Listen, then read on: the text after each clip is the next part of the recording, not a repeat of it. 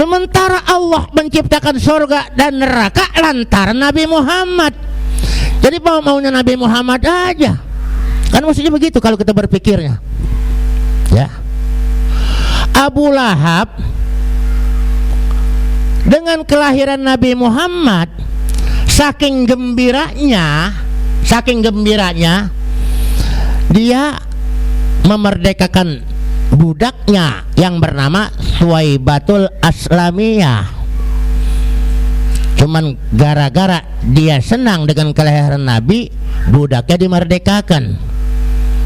Diriwayatkan setiap hari Senin dari ujung jarinya keluar air, bisa diisap, ya, bisa diisap, diringankan azab kuburnya. Cuman gara-gara girang dengan kelahiran Nabi. Masa kita kagak boleh?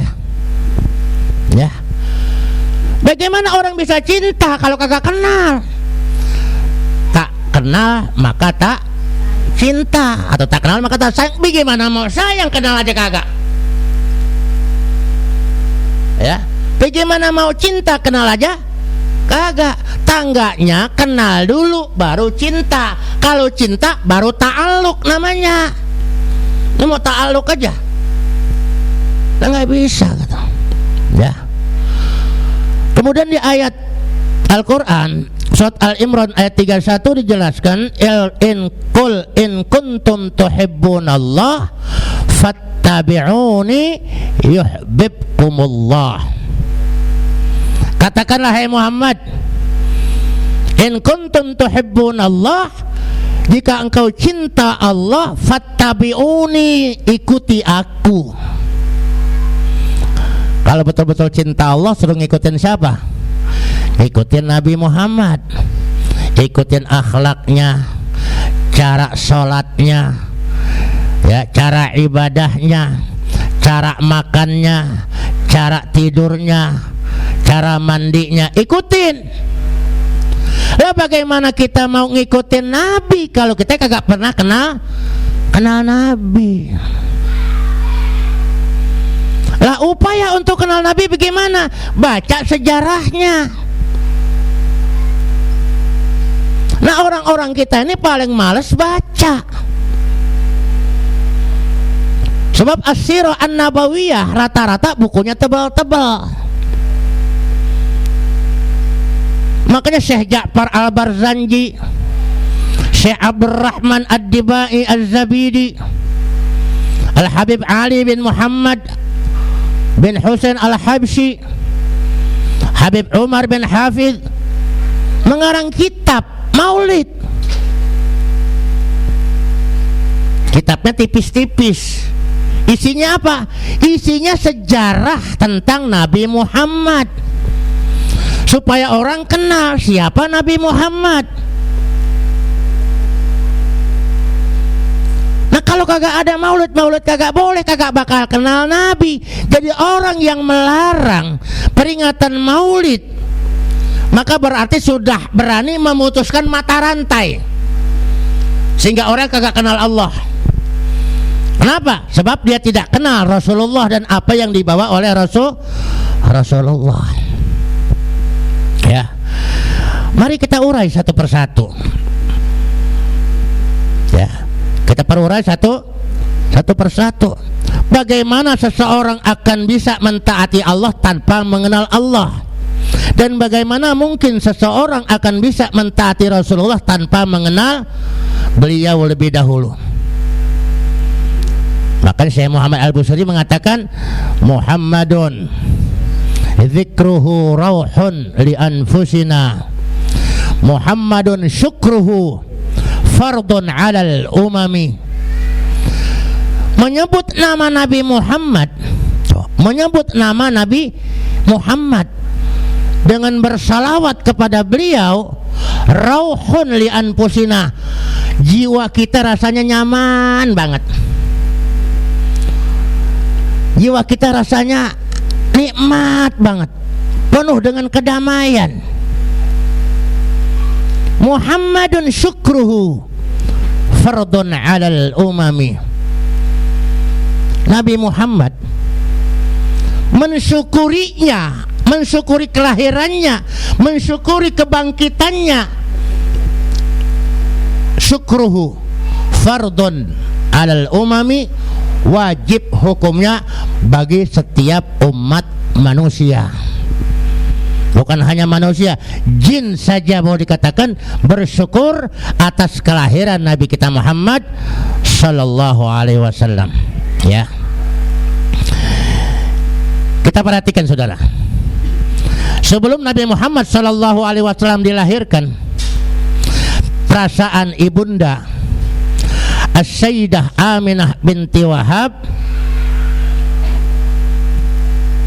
betul-betul merasakan kedamaian. Kalau kita kan mau namanya mendekati kelahiran, gerisah, takut kena COVID, periksa dulu, ya, takut nanti nggak bisa ngeden, kita pikirin, takut nanti harus operasi sesar, bayarnya mahal, kita pikirin. Ini ibundanya Nabi Muhammad, As-Sayyidah Aminah binti Wahab, betul-betul hatinya damai, nggak ada ketakutan, nggak ada perasaan was-was, ya. Terutama pada 12 hari sebelum kelahirannya, ya.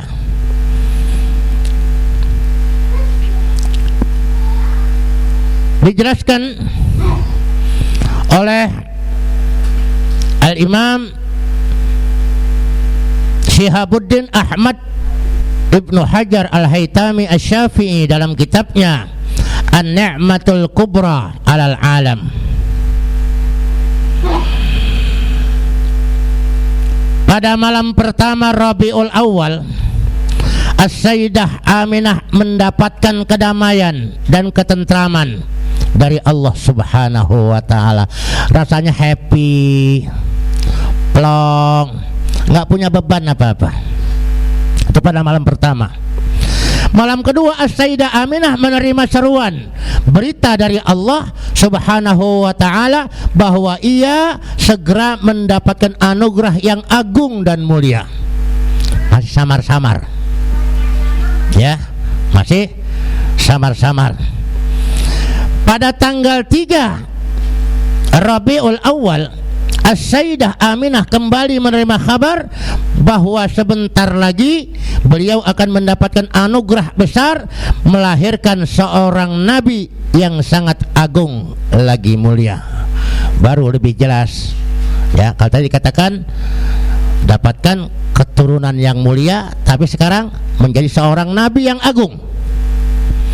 Pada malam keempat terdengar suara zikir pujian para malaikat, sallallahu ala Muhammad, sallallahu ala Muhammad, sallallahu ala Muhammad.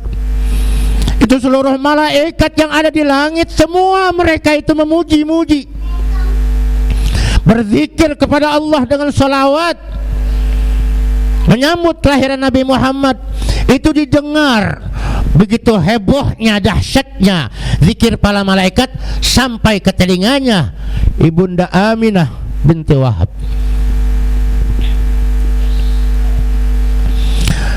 Pada malam kelima, As-Sayyidah Aminah bermimpi bertemu dengan Nabi Adam, dengan Nabi Ibrahim alaihissalam. Dan dalam mimpinya itu Nabi Ibrahim memberikan kabar gembira bahwa sebentar lagi As-Sayyidah Aminah akan melahirkan seorang nabi penutup yang memiliki kemuliaan, nabi akhir zaman. Malam ke-6, As-Sayyidah Aminah melihat cahaya yang memenuhi seluruh sudut-sudut alam semesta, sehingga tidak ada lagi kegelapan. Melebihi malam Lailatul Qadar, malam itu tenang, di mana-mana kelihatan terang. Ibarat lampu itu wattnya itu ditambah, volumenya ditambah, sehingga tidak ada lagi kegelapan pada malam ke-6 itu. Pada malam ke-7 As-Sayyidah Aminah melihat berbondong-bondong mendatangi rumahnya. Ya, melihat para malaikat datang berbondong-bondong. Mereka menyampaikan kabar bahwa waktu kelahiran Rasulullah sudah dekat. Lambat-lambat terus berdatangan. Pada malam ke-8 As-Sayyidah Aminah mendengar berita yang menyeru kepada seluruh penghuni alam untuk berbagi kegembiraan karena kelahiran Rasulullah sudah semakin dekat. Dan dikatakan wa mundu uliqat hadhihi ad-durratul maknunah wal jawharatul masunah wa kullu yusbihu wa yumsi fi sururin wa ibtihaj. Jadi tidak ada di saat itu orang merasakan kegalauan, semua merasakan kegembiraan. Entah dari mana, semua yang ada di tanah Arab saat itu kok merasa gembira. Dan saat itu sulit mendapatkan anak laki-laki, tapi pada saat itu semua yang lahir semua laki-laki.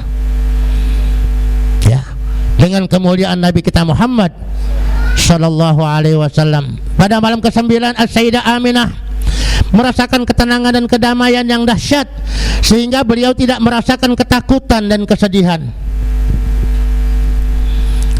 Maklum bahwa beliau tidak punya suami.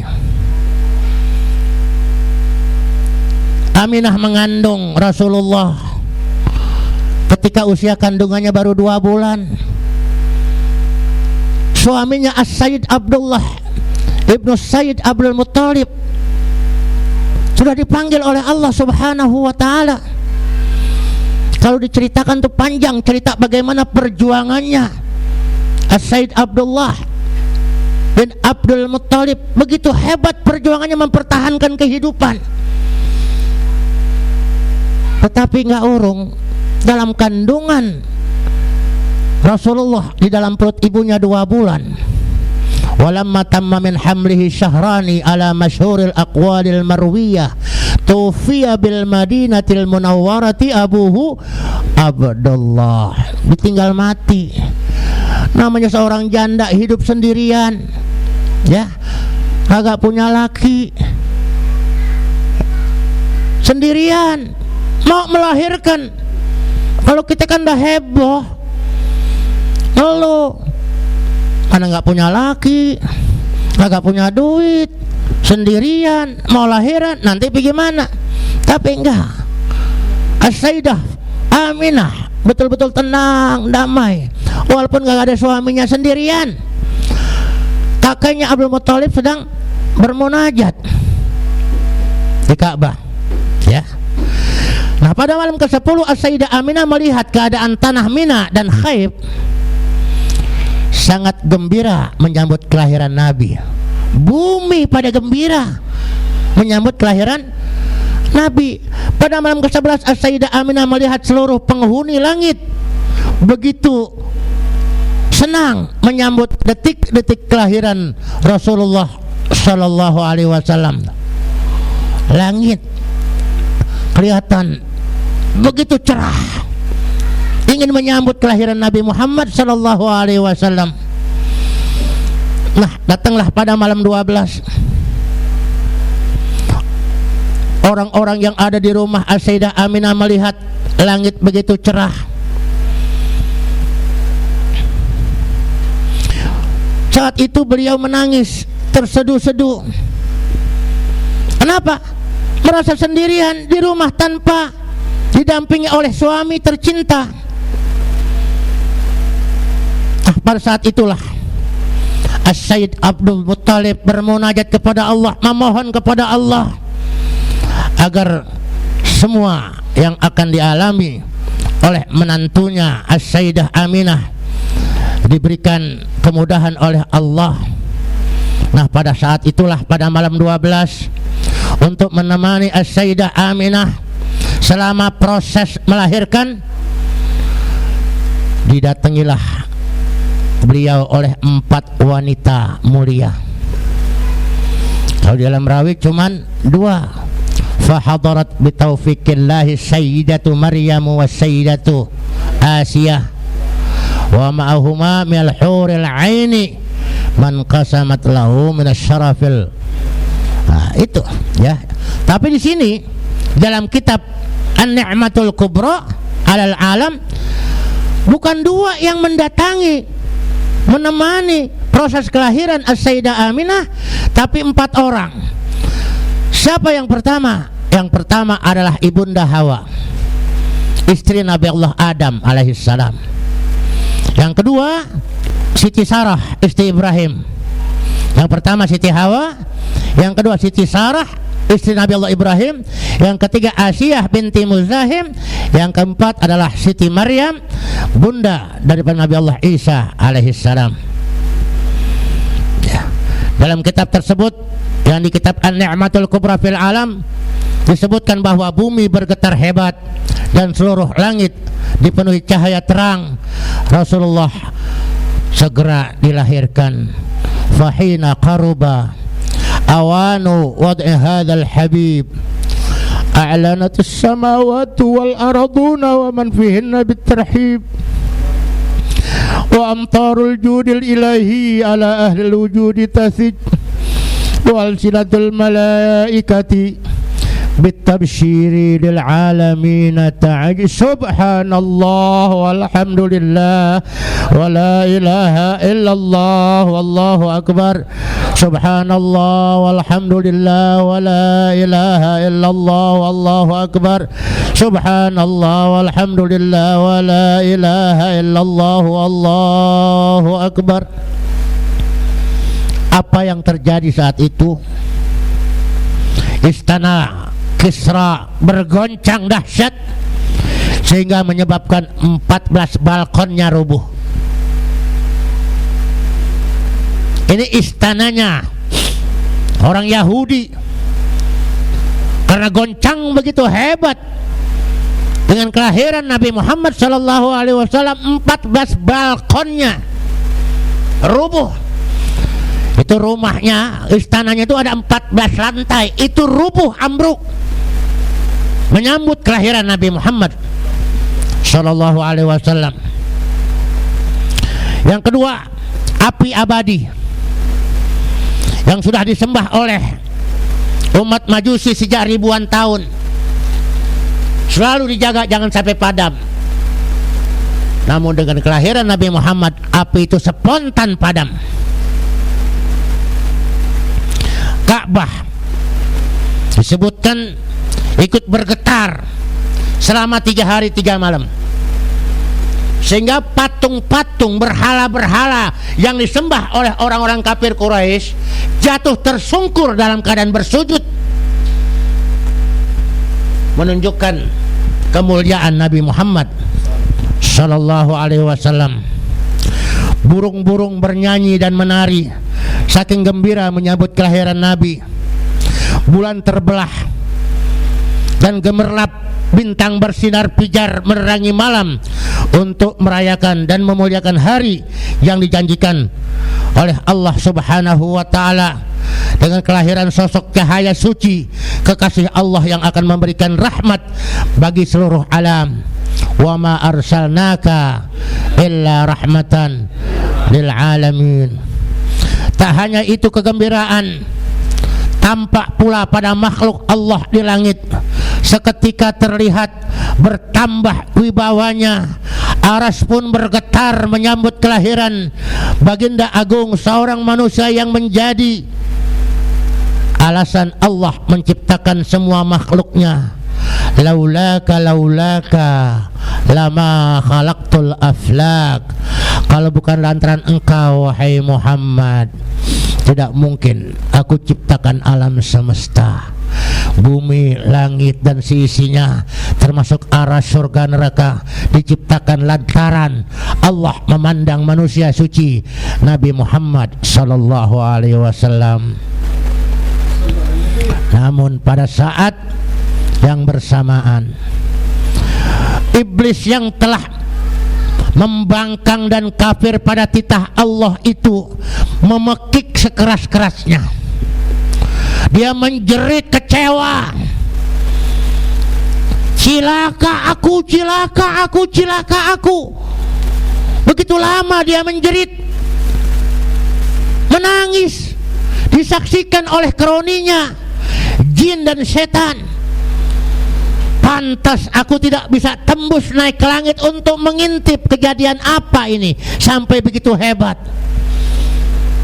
Ternyata usahaku untuk menggoda manusia akan semakin sulit dengan kelahiran seorang manusia termulia, yaitu Rasulullah Sallallahu Alaihi Wasallam.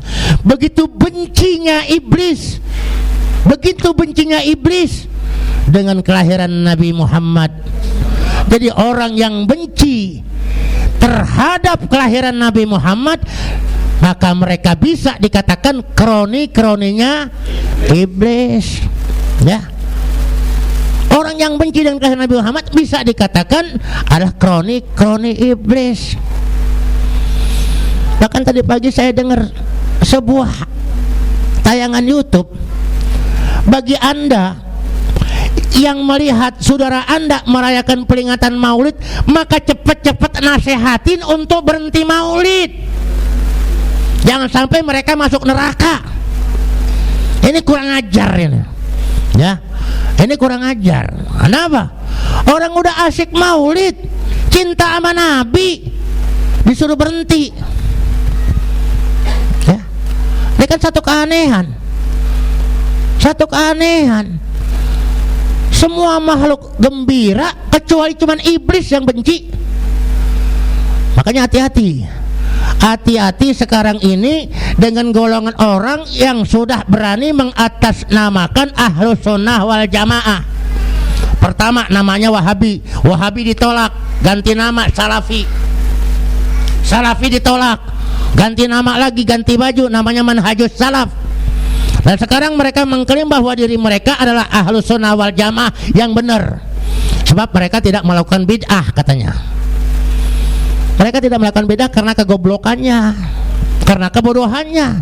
Hatinya sudah ditutup oleh Allah Subhanahu wa Ta'ala. Sudah jelas-jelas bahwa mereka adalah pasukan-pasukan Yahudi yang memang tidak senang dengan kelahiran Nabi Muhammad Sallallahu Alaihi Wasallam. Kenapa? Nasrani dan Yahudi sangat kecewa. Kenapa Nabi terakhir lahir bukan dari golongan mereka? Kenapa dari golongan Quraisy? Sehingga mereka kecewa, sehingga mereka selalu menggembar-gemborkan supaya kita benci kepada Nabi Muhammad. Putuskan mata rantai. Mata rantainya adalah peringatan Maulid. Ini mereka mengatakan, putuskan mata rantai. Hati-hati. Sekarang mereka berani, ya, mengungkapkan buku-buku secara gratis, dibagikan buku-buku Ahlus Sunnah wal Jamaah, sementara imam mereka adalah Ibnu Taimiyah. Ibnu Taimiyah itu kagak senang tahlil. Kalau kita, ulama-ulama kita tidak begitu. Mereka mencela Asy'ariyah dan Maturidiyah. Nanti yang akan kita bahas. Ini perlu kita ungkapkan. Kenapa? Sangat perlu untuk menyelamatkan keyakinan kita yang sudah betul-betul berjalan, ya. Saya tuh gemes ini dalam hal ini, betul-betul gemes nahanin itu. Kapan sih pagi? Kapan sih pagi? Nah, kayaknya udah gatal banget, ya. Kenapa? Ini perlu disampaikan. Bagaimana kita akan membela Rasul kalau kita tidak pernah kenal Rasul? Bagaimana kita akan cinta Rasul kalau kita tidak pernah mengenal Rasul? Mengenal Rasul, mengenal Allah adalah melalui jalur yang tepat, ngaji tauhid, ya, ngaji tauhid. Tanpa kenal tauhid, maka kita tidak akan kenal Allah, tidak akan kenal Rasulullah, tidak akan kenal makna la ilaha illallah Muhammadur Rasulullah.